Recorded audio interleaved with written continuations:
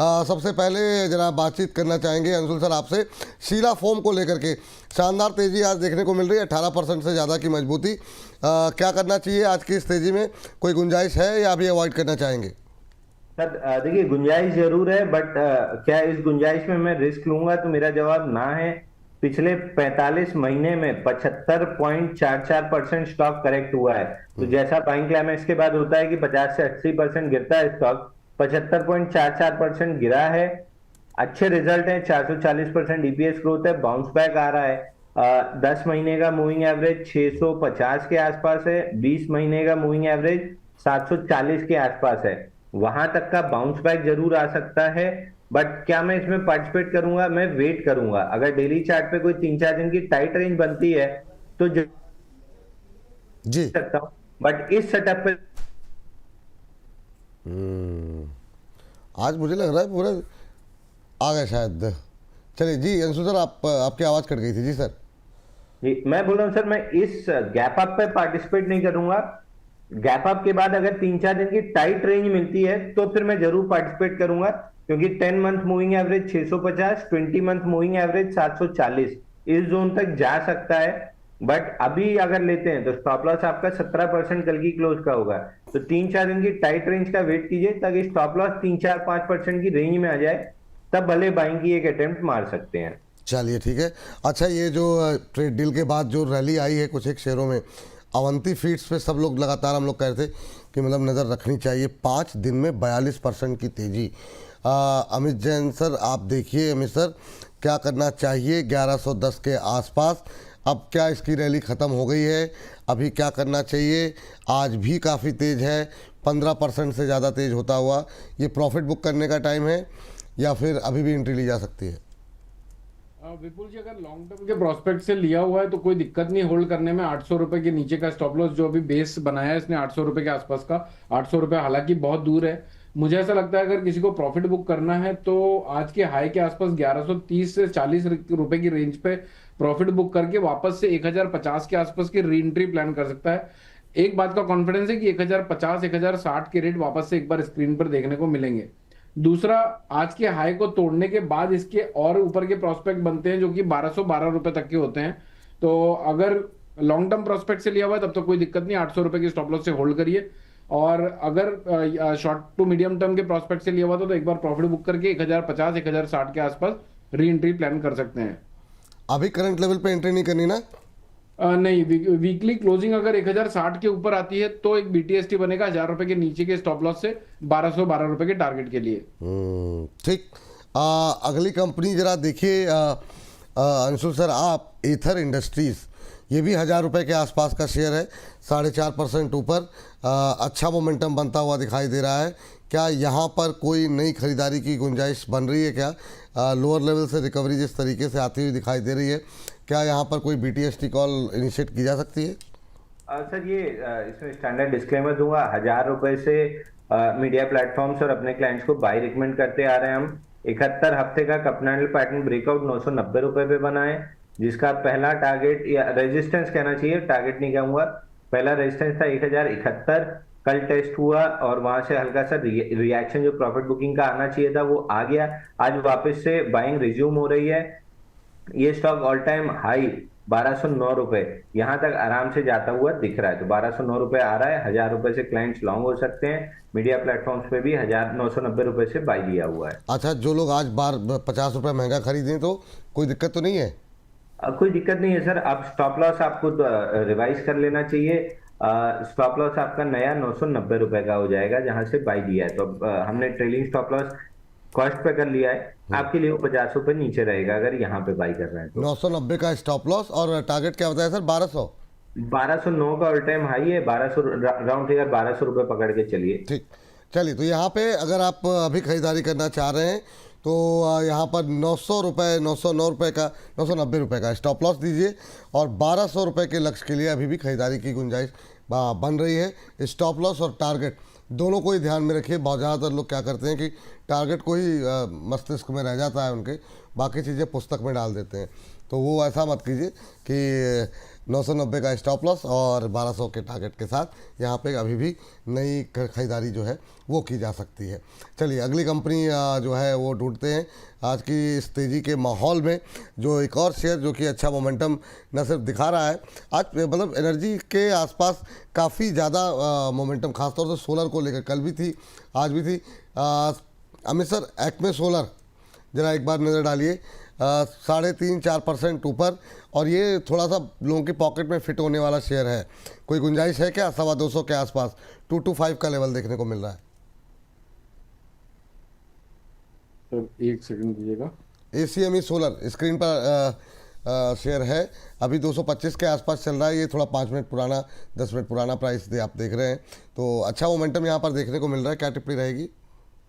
Sir Acme solar है ना ये? हाँ सर, ACME SOLAR। जी नहीं मिल रहा हो तो बताइए सर। मिल गया सर 225 रुपए के आसपास चल रहा है ये। इसके अपर साइड के पोटेंशियल 242 रुपए तक के हैं। अभी अभी इसने बॉटम टेस्ट की 209 रुपए की।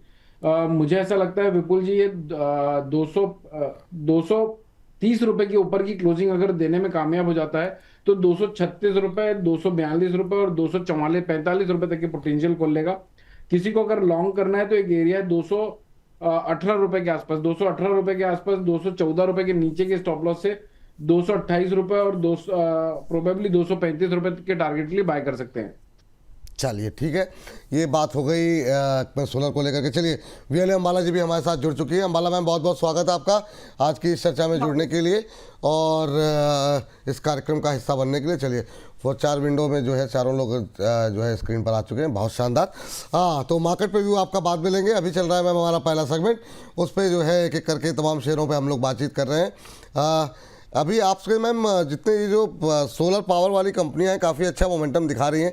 एक एक्साइड के अंदर दोबारा जान आती हुई दिखाई दी है। 2025 में काफ़ी बातचीत हुई इसको लेकर के, EV को लेकर के, कि इस वजह से डिमांड बढ़ेगी, उस वजह से नहीं चले ना तो हमारा राजा ना एक्साइड। क्या 2026 एक्साइड और हमारा राजा के लिए बेहतर होगा? जिस तरीके से यहाँ आज बहुत सारी ब्रोकरेज हाउसेस की रिपोर्ट्स भी आई हैं, काफ़ी पॉजिटिव थी यहाँ पर सुबह जब पढ़ रहे थे। आपका व्यू क्या है एक्साइड को लेकर के ma'am? Good morning Vipul ji, good morning to all viewers and panelist.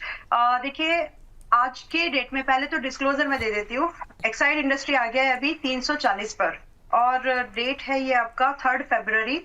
इसमें 320 और 30 के रेंज में हम अपने मेंबर्स को रिकमेंडेशन के तौर पर एक बाइंग दे चुके हैं, जिसमें कि मेरे लिए पहला टारगेट मैं यहाँ पर 370 देख रही हूँ, 410 और 450, 450, ये 3 टारगेट्स की एक्सपेक्टेशन है। सो view for me is very clear कि यहाँ से एक bottom buying opportunity Exide industries में बन रही है। अब दूसरा स्टॉक जो आपने बोला है ARM यानी अमर राजा एनर्जी एंड मोबिलिटी, वो स्टॉक भी बहुत ही बॉटम बाइंग अपॉर्चुनिटी आपको दे रहा है। अब ये क्यों मेरे पिक में है? क्योंकि देखिए जिस तरह से एनर्जी बनेगी किसी भी सोर्स से बने, उसको अगर आपको डेटा सेंटर वगैरह तक ले जाना है तो आपको बैटरी स्टोरेज ये लगते ही है। तो it is a kind of जो हुआ एनर्जी पर अगर फोकस बढ़ेगा तो जो बैटरी मैन्युफैक्चरिंग कंपनीज है उनके ऊपर अटेंशन बाय डिफॉल्ट आना है। सो उस चीज को ध्यान में रखते हुए ये दोनों स्टॉक मैंने पिक में रखे हैं and for me it is yet to hit its target, but बहुत ही बढ़िया बाइंग रेंज पर ये आज भी अवेलेबल है। एक्साइड का अभी आपने क्या बताया, अभी करंट लेवल पे खरीद सकते हैं ना? हमने 320 पर खरीदा है और 370 का टारगेट है। हमारे दर्शक किस लेवल पे खरीदे? तो वही बोल रही हूँ कि जो 340 पर खरीदना चाहते हैं वो खरीद सकते हैं, लेकिन जो मेरा स्टॉप लॉस है यहाँ पर, मैं यहाँ पर 280 रुपए का स्टॉप लॉस मेंटेन करके चल रही हूँ। अभी आपकी बाइंग क्योंकि 20 रुपए महंगी है तो आप लोग चाहें तो 305 रुपए का स्टॉप लॉस मेंटेन करके चल सकते हैं, जो कि रीसेंट लो है। 305 का स्टॉप लॉस और टारगेट क्या बताया मैम आपने? 370, 370, 410 और 450। और नजरिया भी पहले टारगेट के लिए मैं सिर्फ 2 महीने का ही लेकर के चल रही हूँ, यानी मार्च आते आते ये 370 आ जाना चाहिए। उसके बाद जो 410 और 450 के भाव हैं, इसको हो सकता है कि 6 महीने या फिर 10 महीने का समय लग जाए। ठीक। एक्साइड जरा अगर हो सके तो हम एक्साइड हुआ या इथर हुआ, हम लोग इतने स्टॉक्स दिखा रहे हैं, जरा अगर टारगेट स्टॉप लॉस के साथ अगर हम दिखा सकें किसी को भी। इथर इंडस्ट्रीज़ में 2 कॉल जो है निकल के आई है, इथर और एक्साइड। इथर पे 990 का स्टॉप लॉस, 1200 के टारगेट निकल के आए हैं। एक्साइड पे जो है 370, 410, 450 3 टारगेट यहाँ पर दिए जा रहे हैं। 305 का यहाँ पर स्टॉप लॉस जो है वो दिया जा रहा है। चलिए, तो ये बात तो हो गई इसको लेकर के। चलिए, इस बीच अगली चलते हैं जरा अगली कंपनी पे। अच्छा, एक वो तो छूट गया, उसके बाद से जरा बातचीत करते हैं। आईटी को लेकर के हम लोगों ने काफ़ी बातचीत की अंशुल सर के साथ, लेकिन अंशुल सर ये बताइए, जैसे टीसीएस है आज गूगल के ट्रेंड में शामिल है, इन्फोसिस है, टीसीएस में अभी क्या करें? जिनके पास पोर्टफोलियो में पड़ा है रहने दें, क्योंकि ट्रेंडिंग स्टॉक्स पे अगर हम लोग नहीं टच करेंगे तो बाद में फिर लोग ट्रोल करते हैं। तो अभी ये बताइए, टीसीएस पे आपका व्यू क्या है? 5-5.5% नीचे अवॉइड करना चाहेंगे? सर, अगर आपके पास 2 मिनट समय हो तो फिर मैं चार्ट शेयर करके। अरे बिल्कुल बिल्कुल सर, बिल्कुल सर, बिल्कुल जी।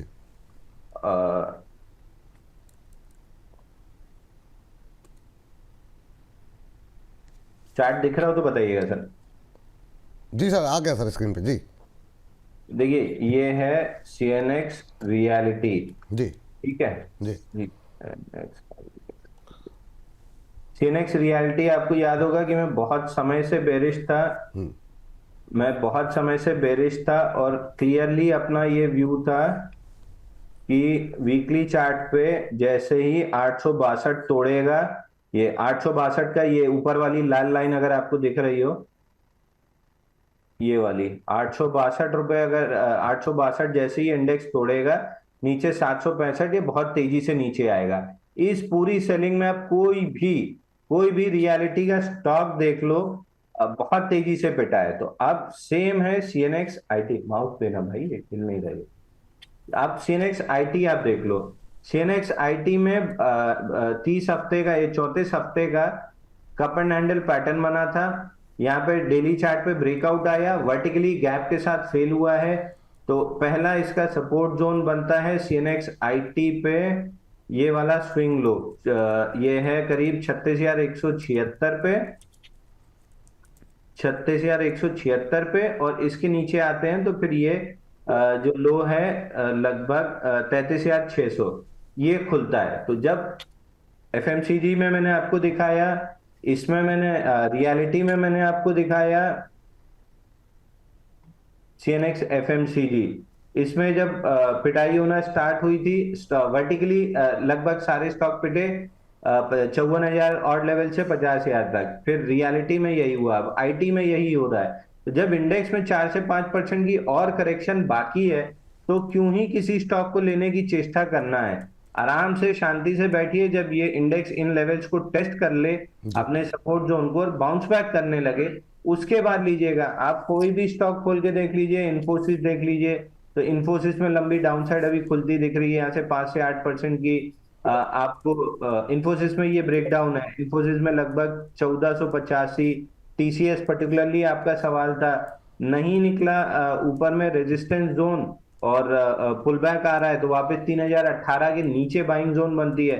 ये नहीं बोल रहा हूँ वो लेवल टेस्ट हो ही जाएंगे, मतलब उसके नीचे हम क्लोजिंग कर ही देंगे या टिक ही जाएगा, बट 3018 के नीचे जब कोई बुलिश पैटर्न बने, कोई हैमर कैंडल बने, कोई आउटसाइड रिवर्सल बने, उसके बाद कोशिश करनी चाहिए। अभी बहुत जल्दी अति उत्साह में कूद जाएंगे, फिर 5% करेक्शन अगर इंडेक्स में आता है तो ये स्टॉक भी आपको वापस से स्विंग लो करीब 2785 2800 के आसपास है।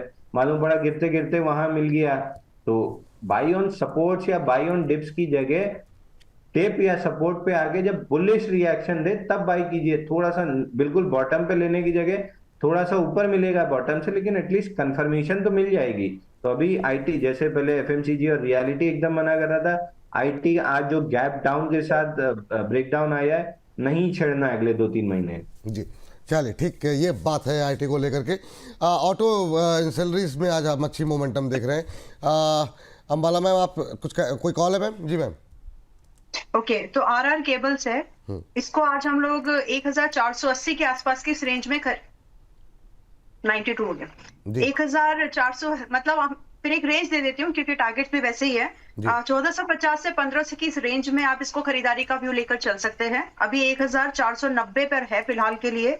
यहाँ पे जो इंट्राडे का टारगेट मैं देख पा रही हूँ वो है मेरे लिए 1570 का, और स्विंग के हिसाब से अगर आप देखेंगे तो 1700 का टारगेट आपको यहाँ पर दिख सकता है, दिख जाएगा मोस्ट लाइकली। स्टॉप लॉस यहाँ पर थोड़ा सा बड़ा है विपुल जी, क्योंकि मूवमेंट हो गया दिन भर के मूव में, और यहाँ पर हमें एक स्टॉप लॉस 1370 रुपए का मेंटेन करके 1570 और 1700, ये 2 टारगेट्स के लिए हम इसमें वेट कर सकते हैं। पहला टारगेट 2 से 3-4 दिन का ही है, और दूसरा टारगेट में अगर आप चाहें तो 1 से 1.5 महीना वेट कर सकते हैं।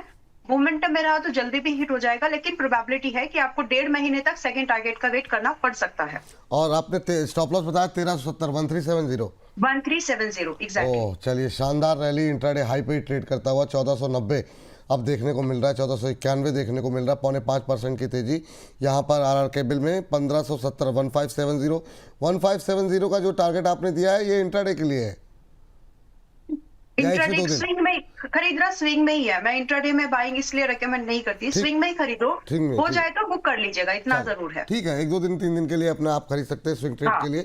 1490 1492 अब देखने एक को और मिल। चीज, हाँ कुछ एक और चीज, डिक्सन टेक्नोलॉजी बॉटम बाइंग कराई थी 10,200 500 की रेंज में, 11,500 का टारगेट दिया था, हिट हो गया विपुल जी, ठीक। लेकिन जी। अभी भी होल्ड कर सकते हैं। जी। अगर आप इसमें हैं जी। तो अपना ट्रेलिंग यूज कर लीजिए एक 10,800 पर and hold it for 12,000 and इसके साथ साथ ट्रेल करते करते 14,000 के लिए भी आराम से डिक्सन टेक में वेट किया जा सकता है। ठीक, तो ये है डिक्सन टेक्नोलॉजी को लेकर आए। लेकिन पहले जरा आरआर केबल की कॉल जो है जरा एक बार फिर से दिखा दीजिए। 1570 ये आपको स्विंग ट्रेड में देखिए 1495 अब हो गया, 5% की तेजी यहाँ पर देखने को मिल रही है। 1570 और 1 से 1.5 महीने का टारगेट यहाँ पर दिया गया है 1700 का, 1700 के आसपास के टारगेट यहाँ पर निकल करके आए हैं। दूसरे टारगेट के लिए 1570 1570 1700 और स्टॉप लॉस 1370 सब आपकी स्क्रीन पर लिखा हुआ है, नोट डाउन कर लीजिए। 1495 के आसपास का लेवल अभी देखने को मिल रहा है आरआर काबिल में। चलिए, ऑटो इंसल्रीज अगला सेक्टर है जो कि काफ़ी अच्छा करता हुआ दिखाई दे रहा है। गैब्रियल इंडिया पे जानना चाहेंगे अमित सर की राय। सर, गैब्रियल में आज अच्छा मोमेंटम देखने को मिल रहा है, एक बार जरा नज़र डालिएगा क्या कह रहा है चार्ट, कुछ अभी भी यहाँ पर कोई गुंजाइश है क्या? 8% के आसपास की तेज़ी अब देखने को मिल रही है, 973 का लेवल। और जेबीएम ऑटो आप देख लीजिएगा सर, अंशुल सर, कि जेबीएम ऑटो में क्या करें।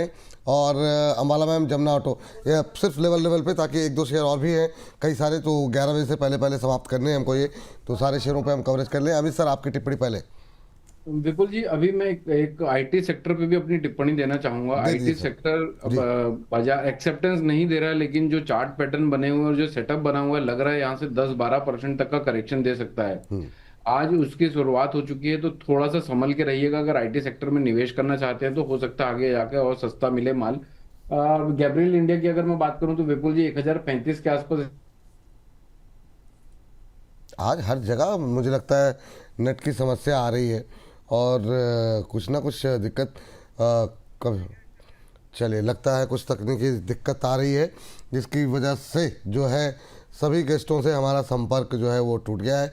कोशिश करते हैं तुरंत जो है उनको जोड़ने की, लेकिन इस बीच आज ऑटो इंसल्ट्री शेयरों में जितने भी है ना उनमें अच्छा मोमेंटम देखने को मिल रहा है। अभी जैसे हमारे साथ गेस्ट जुड़ेंगे उनसे समझने की कोशिश करेंगे।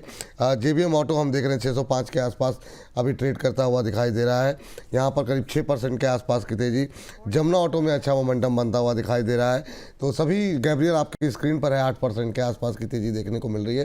तो ये अक्रॉस द बोर्ड जितने ऑटो इंसल्ट्री से जुड़े हुए जो शेयर्स हैं उसमें काफ़ी शानदार, काफ़ी अच्छा मोमेंटम आता हुआ यहाँ पर दिखाई दे रहा है। इस बीच जो है और कुछ एक सेक्टर्स, आज ऑयल एंड गैस में भी अच्छी तेज़ी है, उस पर हम सेकंड हाफ में बातचीत करेंगे। हमारे एक दर्शक हैं ट्रेन इंडियन साहब, उनकी टिप्पणी आई है और वो कह रहे हैं कि विपुल सर नमस्ते, आप डिफेंस को कैसे भूल गए, ये धोखा है सर। तो कोई धोखा नहीं है सर, अभी जब उस पर भी बातचीत होगी। लेकिन अंशुल जी जुड़ चुके हैं हमारे साथ। अंशुल सर, अभी पता नहीं क्या समस्या आ रही है, सारे गेस्ट जो है आज नेट कनेक्शन का शिकार हो रहे हैं, आपका भी वो जानना चाहेंगे सर। आप ही बोल दीजिए गैब्रियल पे तब तक। मैं वही आईटी वालों को अभी वही बुला रहा था सर कि आरटीओ आ नहीं रहा है, उसके बाद भी जूम रिस्पॉन्ड नहीं कर रहा है। खैर, आपने शायद गैब्रियल और जेबीएम ऑटो पूछा था। गैब्रियल में 902 रुपए का मेजर सपोर्ट था, 50 वीक मूविंग एवरेज का। 3 हफ्ते वहां पे टाइट रेंज बना के बाउंस बैक कर रहा है, ऊपर में 1030 तक बाउंस बैक कर सकता है। और अगर 1030 निकल गया तो 1100 रुपए तक आराम से बाउंस बैक आ जाएगा। दूसरा आपका सवाल था जेबीएम ऑटो पे। जेबीएम ऑटो में यहाँ पे भी बाउंस बैक बन रहा है। बाउंस बैक प्रोबेबली 1-2 दिन और कंटिन्यू रहेगा। ऊपर में 50 वीक मूविंग एवरेज 650 के आसपास है, वहां तक बाउंस बैक कर सकता है। 610 का एक रेजिस्टेंस है, बस वो निकल जाए तो 650 तक निकल जाएगा।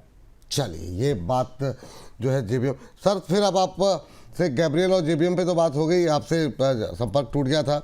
अमित सर, जरा आप जमुना ऑटो देखिए सर। जमुना ऑटो भी ऑटो इन सैलरी में अच्छा प्रदर्शन करता हुआ दिखाई दे रहा है, और बहुत सारे लोग जो छोटे शेयर पसंद करते हैं उनकी रेंज में भी है 125 के आसपास का 129 का लेवल देखने को मिल रहा है, 2.25% की तेजी। आपका व्यू क्या होगा सर जमुना ऑटो को लेके? सर जमुना ऑटो अभी यहाँ से 133 रुपए तक तो बड़ी आसानी से बढ़ सकता है। इसका फ्रेश ब्रेकआउट इसकी क्लोजिंग डिफाइन करेगी 136 रुपए के ऊपर। अगर 136 रुपए के ऊपर आने वाले दिनों में क्लोज हो पाता है तो हो सकता है हम इसमें एक अच्छी खासी रनअप देखें 165 रुपए तक की। अगर किसी को लॉन्ग करना है तो विपुल जी अभी अभी इसने जो 114 रुपए के आसपास की बॉटम क्रिएट किया है उसके स्टॉप लॉस से 175 रुपए के लिए होल्ड कर सकते हैं, लेकिन स्टॉप लॉस जरूर लगाइएगा 114 के नीचे। इसका टेक्निकल सेटअप खराब हो जाता है और सीधे 100 रुपए तक के टारगेट दिखते हैं। जब बात यहाँ पर निकल के आई है जमुना ऑटो को लेके। अरे मैम के पास चलते हैं। मैम जरा मैं आपसे सोच रहा था पहले सुजलॉन पूछूंगा ग्रो, आप ग्रो पे बताइए, क्योंकि ग्रो पे आपने उस दिन जो है कहा था कि आप एग्जिट कर लें। अब दोबारा एंट्री करने की कोई चांसेस हैं या अभी अवॉइड ही करेंगे आप, या फिर अभी से? अवॉइड करूंगी मैं, अभी पूरा 1 क्वार्टर वेट करूंगी। अच्छा, तो पूरा असर देखना है कि इस चीज का एसटीटी इंक्रीज होने का असर कितना आया है। 1 क्वार्टर आप पूरा। पर मैम अगर मान लीजिए कि जैसे एसटीटी का आप कह रही, मतलब ये हो सकता है मैं गलत हूँ, कि शायद सरकार को ये पता था कि अब डील तो होने जा रही है और बड़ी संख्या में लोग जो है ट्रेड करेंगे, और इसी वजह से उन्होंने एसटीटी बढ़ा दिया। तो जो लोग ट्रेड करने वाले हैं और बाजार में अपॉर्चुनिटी रहेगी, तो क्या वाकई में डेंट पड़ता हुआ दिखाई देगा क्या?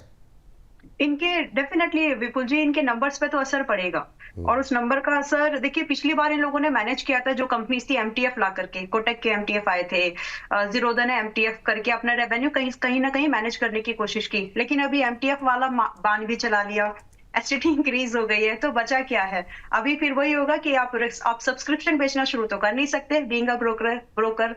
तो फिलहाल I would like to wait, और मैं ग्रो में अगर मैं एक भाव देना चाहूं तो मुझे बहुत कंफर्टेबल बाइंग लगती है इस बार 130 135 की। अगर किसी वजह से आ जाए तो जरूर खरीदारी कर लेंगे।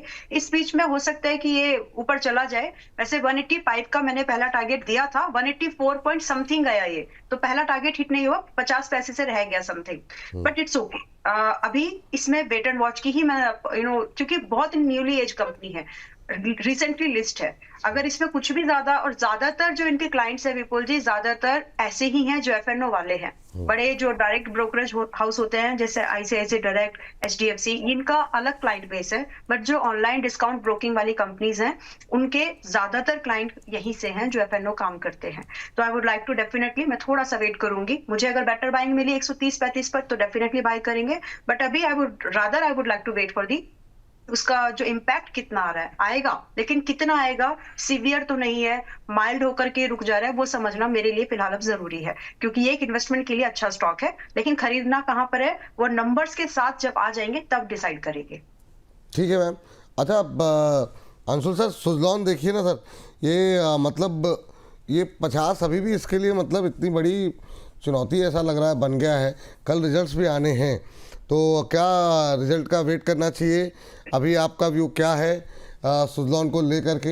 हालांकि लोअर लेवल से रिकवरी आई है, लेकिन अभी भी 50 रुपये के लेवल को मजबूती से तोड़ नहीं पा रहा है। क्या करें सर सुजलॉन में? सर सुजलॉन में 50 मंथ मूविंग एवरेज कैचअप होना बाकी है, और चूंकि ये 50 मंथ मूविंग एवरेज है तो कम से कम 3 कैंडल तो लगेंगी अभी उसको कैचअप करने में।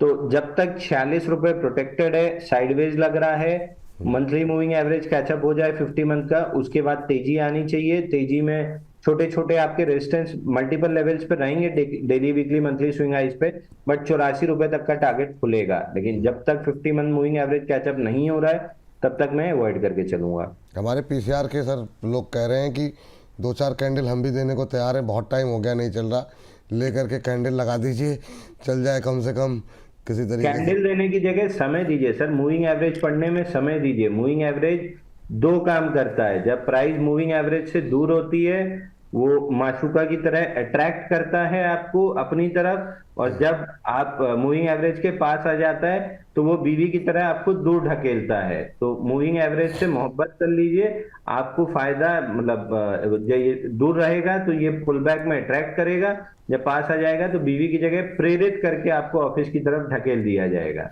सर ये माशूका वाला फिर से सुनाइए सर, ये मतलब जो है ये मतलब बहुत लोग नोट डाउन कर लेंगे मुझे लगता है, तो एक बार फिर से सर जी।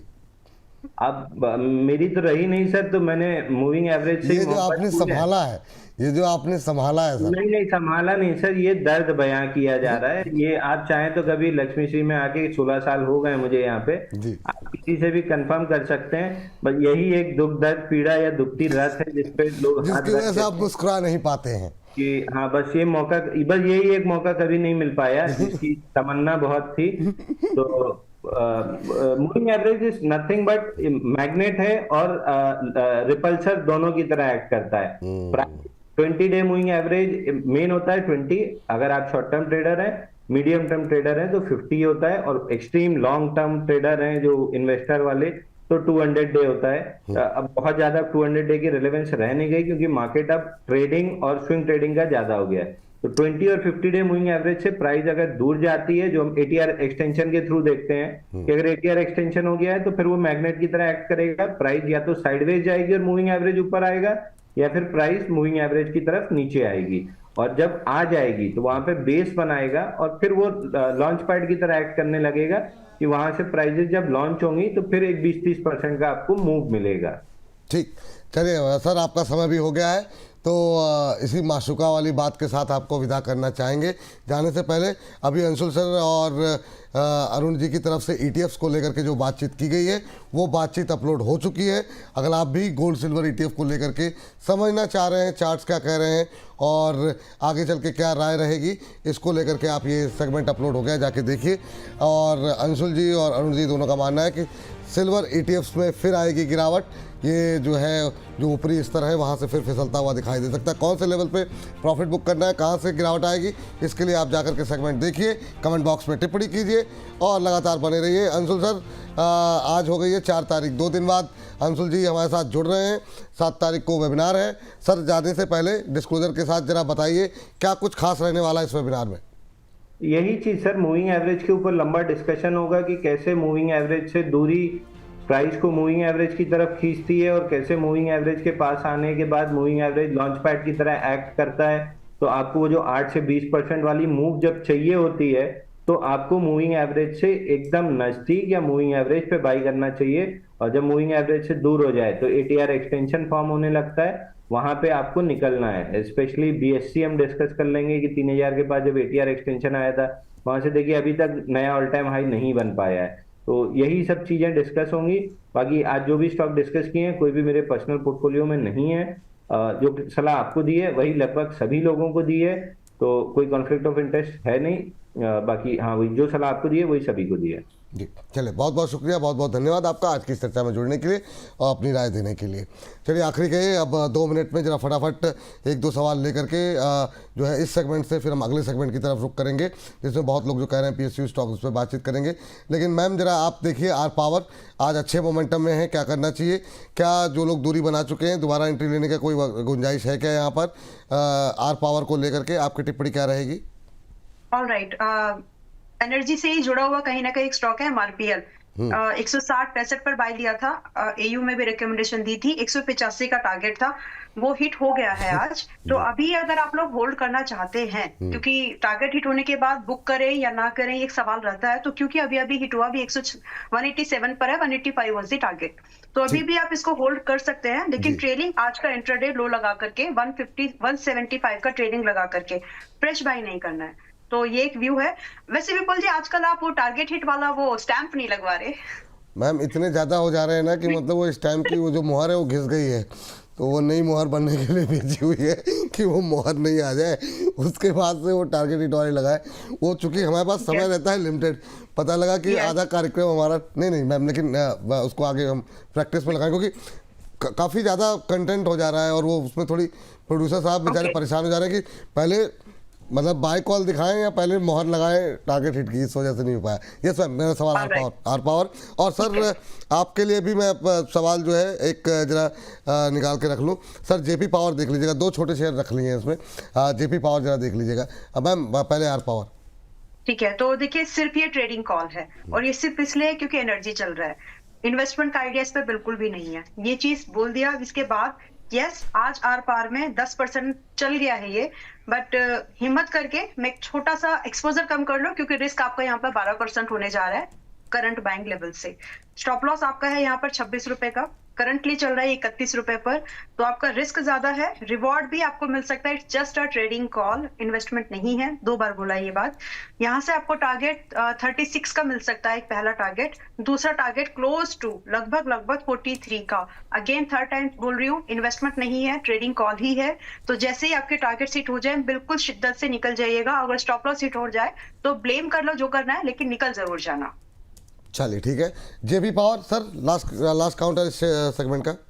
जेपी पावर अभी 17 रुपये 65 पैसे के आसपास चल रहा है। विपुल जी मुझे ऐसा लगता है अगर किसी के पास लॉन्ग है तो इसका प्रॉफिट बुकिंग 16 रुपए सॉरी 15 रुपये 85 पैसे के आसपास चल रहा है। मुझे ऐसा लगता है कि 16 रुपये 30 पैसे के आसपास इसके तगड़े सप्लाई जोन है। अगर किसी के पास लिया हुआ है तो एक बार प्रॉफिट बुक कर लीजिए। 13 रुपये 90 पैसे आने वाले समय में वापस से देखने को मिलेगा, वहां पर एंट्री प्लान करेंगे। चल ठीक, ये बात निकल के आती हुई इसी के साथ इस सेगमेंट को करेंगे यहीं पर समाप्त।